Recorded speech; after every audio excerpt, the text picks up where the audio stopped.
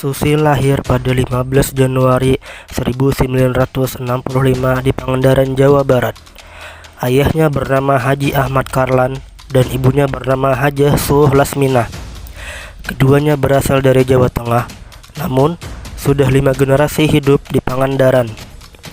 Keluarga Susi memiliki usaha ternak, memperjualbelikan ratusan ternak dari Jawa Tengah untuk diperdagangkan di Jawa Barat.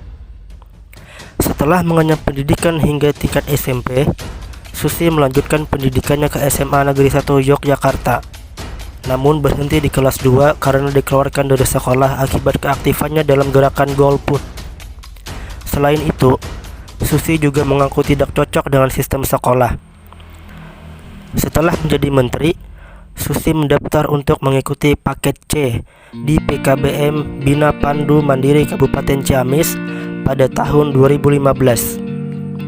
Setelah melewatkan ujian pada tahun 2017, Susi lulus dari ujian susulan pada bulan Mei 2018.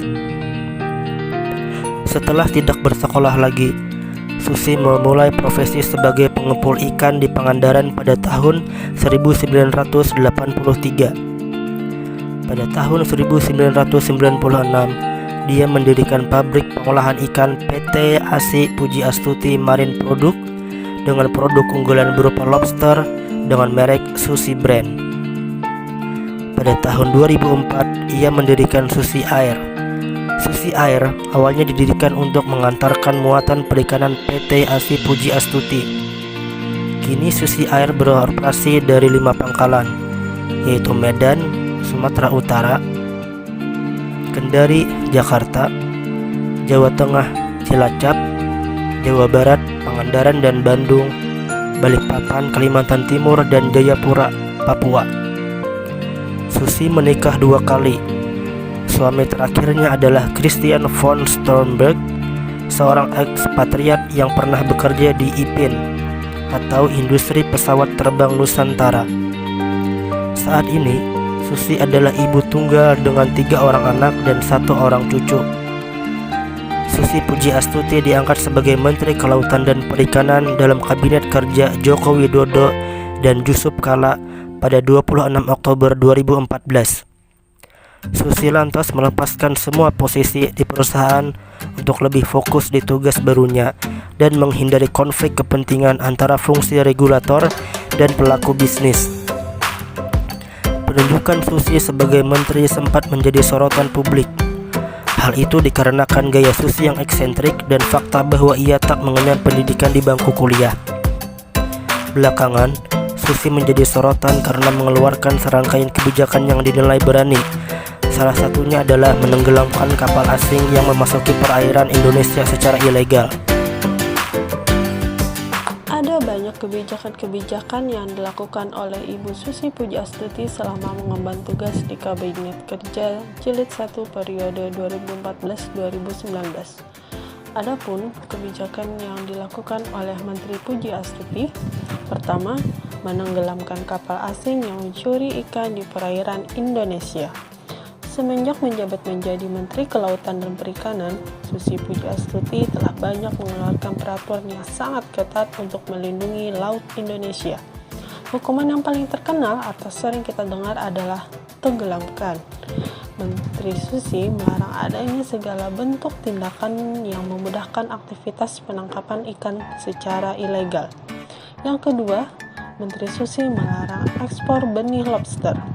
Dia menyebut ekspor benih lobster hanya menguntungkan negara tetangga. Pasalnya, mereka akan mengembangkan budidaya, lalu diekspor lagi ke negara lain dengan nilai yang lebih tinggi daripada yang dijual oleh Indonesia. Susi tidak ingin keberadaan lobster di Indonesia hanya tinggal cerita yang akan mengalami kepunahan. Dan kebijaksanaan selanjutnya adalah melarang alat tangkap. Kebijakan Menteri Susi melarang penggunaan alat penangkapan ikan yang dianggap merusak laut seperti centrang, dogol, dan pukat udang. Larangan itu untuk mewujudkan pemanfaatan sumber daya ikan yang bertanggung jawab, optimal, dan berkelanjutan. Berikut ini beberapa prestasi yang didapatkan Ibu Susi Pujiastuti. A Leader for a Living Planet Award dari WWF, organisasi non-profit dunia yang bergerak di bidang lingkungan. WWF telah memberikan penghargaan Leader for a Living Planet kepada Menteri Susi Pujiastuti di tahun 2016. Penghargaan diberikan langsung oleh Presiden WWF di Washington DC, Amerika Serikat. Susi dinilai telah berkontribusi besar dalam upaya melestarikan alam, khususnya bawah laut demi pembangunan berkelanjutan. Selanjutnya, Peter Beardsley Ocean Award. Peter Beardsley Ocean Award merupakan penghargaan maritim tertinggi di dunia. Penghargaan ini diberikan kepada tokoh pejabat publik maupun tokoh masyarakat yang berkontribusi besar terhadap kelestarian laut. Selanjutnya, Seafood Champion Award. Di tahun 2017, Menteri Susi Pujiastuti memenangkan penghargaan di kategori Leadership. Pendiri maskapai penerbangan Susi Air ini dinilai sukses menjalankan pekerjaannya sebagai Menteri Kelautan dan Perikanan Indonesia. Berkat kepemimpinannya, kesejahteraan laut Indonesia membaik dan praktek penangkapan ikan secara ilegal oleh kapal-kapal asing. Penghargaan kelas dunia lainnya adalah Menteri Susi Pujiastuti berhasil masuk ke dalam daftar 100 perempuan paling berpengaruh di dunia versi BBC. Susi dinilai berhasil menurunkan angka penangkapan ikan liar oleh kapal-kapal asing. Berkat terobosan barunya, penenggelaman kapal asing yang berhasil tertangkap. Karena selama ini di Indonesia kapal asing yang tertangkap justru dilelang dan berpotensi jatuh ke tangan pemiliknya lagi.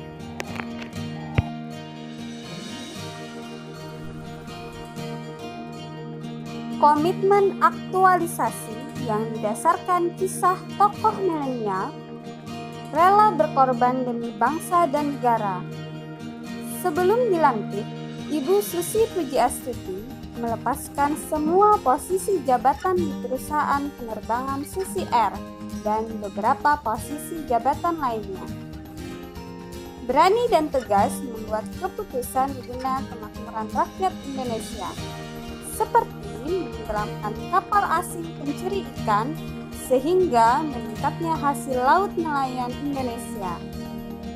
Ibu Susi adalah seorang pekerja keras yang tak kenal menyerah. Gelora dan semangat jiwanya menjadikan ia perempuan yang berjiwa nasionalis, rasa persatuan kebinekaannya mendarah daging dalam jiwanya. Murah hati kepada siapapun, terutama kepada rakyat kecil seperti petani dan nelayan. Seorang yang ringan tangan dalam membantu saudara-saudaranya sesama bangsa ini yang memerlukan bantuannya. Implementasi dalam pelaksanaannya ada 4 macam. Yang pertama, seorang ASN harus berani dan tegas dalam menjalankan tugas selama itu benar dan dapat membangun Indonesia. Yang kedua, seorang ASN harus memiliki sikap bekerja keras dan pantang menyerah dalam memberikan pelayanan terbaik sebagai abdi negara. Yang ketiga, seorang ASN sebagai pelayanan publik di mana ASN harus mampu melayani dan memenuhi kebutuhan masyarakat. Dan yang terakhir, seorang ASN memiliki sikap rela berkorban untuk mendahulukan kepentingan umum di atas kepentingan pribadi, yang mana hal tersebut dapat memajukan kehidupan bangsa. Nah, demikianlah penjelasan dari kelompok kami. Semoga bermanfaat dan bisa menjadi contoh untuk kita semua. Terima kasih dan wassalamualaikum warahmatullahi wabarakatuh.